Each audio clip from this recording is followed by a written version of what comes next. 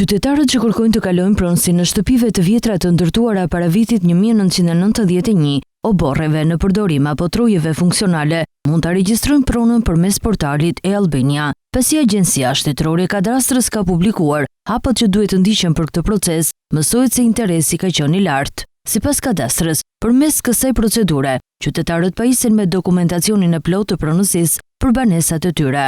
Aplikimi duhet fillimisht që të hyhet në llogarinë në portalin e-Albania, më pas zgjidhet shërbimi aplikim për regjistrimin e kalimit të pronësisë me anë të ligjit, me vendim të gjykatës apo të një akti administrativ, si dhe të klikohet opsioni përdor. Pas hapjes së shërbimit, duhet të krijohet një aplikim i ri dhe të plotësohen fushat e nevojshme të kërkuara në portal dhe të shtohet nën shërbimi regjistrimi i kalimit të pronësisë me anë të aktit administrativ të lëshuar nga Agjencia Shtetërore e Kadastrës. Sistemi shton automatikisht edhe shërbimet për lëshimin e certifikatës së pronësisë, kopjen e kartelës së pasurisë së paluajtshme dhe kopjen e fragmentit të hartës kadastrale. Pasi plotësohet aplikimi, i interesuari duhet ta dërgojë atë, të shkarkojë mandatin dhe të kryejë pagesën. Shërbimi bazë figuron me një tarif 5.000 lek, megjithatë aplikimi mund të përfshijë edhe shërbime të tjera, prandaj shuma përfundimtare duhet kontrolluar në mandatin e gjeneruar nga sistemi.